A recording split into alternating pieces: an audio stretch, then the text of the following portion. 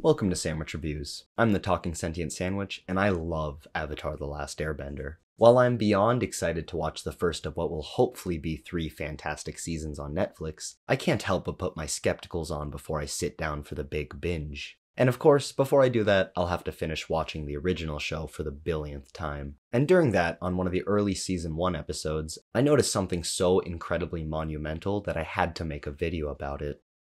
The scene I'm talking about is in the 4th episode, Warriors of Kyoshi. Aang gets a bunch of adoring fans giving him an ego trip, and Sokka learns not to be sexist for the last time, which is all fun, but towards the end, a brawl breaks out, and it's jaw-dropping. That is no surprise. As always, when a fight is animated in this show, it's done so with time, effort, and delicacy. But they put in a character moment that flexed so hard with its themes, it blew me away. Aang's doing his usual thing, protecting the people and defeating the bad guys, but the Kyoshi warrior's primary weapon, a metal fan, ends up in his hands, and he uses it, knocking Zuko backwards and making him fly into a building. The impact of this blow is intentionally highlighted so everyone can feel how destructive it is. Seeing this, Aang gets incredibly sad and drops the weapon. The meaning behind the action speaks volumes, but when I was a kid and I watched this, the only comment I had to make was, "Come on, Aang, use the fans, they're cool." Clearly, he should be using them to maximize his airbending output, but Aang has never wanted to do that. He's never wanted to hurt anybody. Still, Aang does use weapons throughout the entire series, even hinting at how past airbenders used wind swords, which is a wildly contradictory concept that I need to see explored in some shape.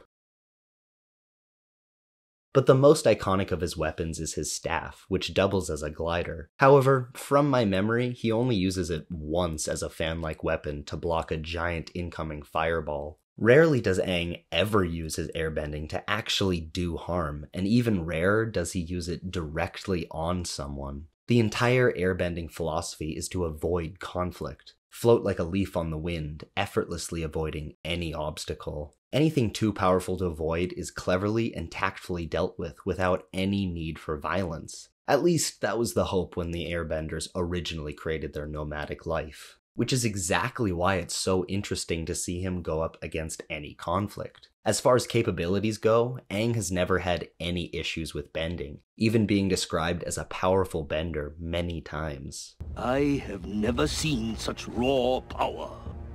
He may whine about not being able to learn one of the elements or flat out refusing to use one, but he can immediately bend each once he tries. A concept that they took and ran with in Korra, but that's for another video on another day. He faces some incredibly tough enemies, seeing an escalation in the danger they face, from Zuko to Zhao to Azula. He may have difficulty with each, but he's still able to handily defeat them. If they're not Azula, sometimes he can defeat them easily, but it's always by outsmarting them. He may be able to overpower his adversaries, but he never does. So when Aang comes face to face with his destiny as the Avatar and he must defeat the Fire Lord, someone he can't outsmart, Aang has a conflict of faith, rejecting any notion of taking a life. Even after seeking wisdom from his past Avatar lives, and another air nomad Avatar no less, everyone tells him the same answer, that there is no other way and that he must defeat the Fire Lord at all costs. Yet, when the time comes, he still refuses to kill.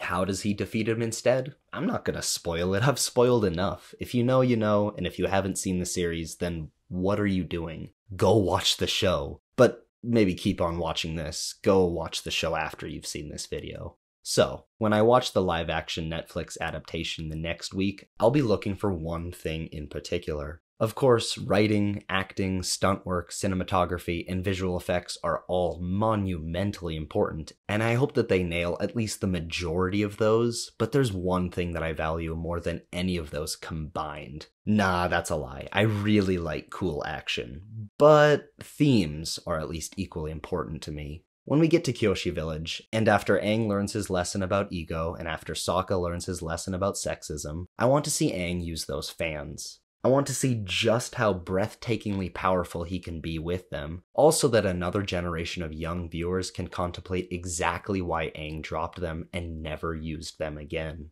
Do you think they need this fan moment? If you're living in the future and you've seen this series already, let me know if you like the way they've used it, if they did. Thanks for watching. Make sure to leave a like, subscribe, and enjoy a delicious sandwich.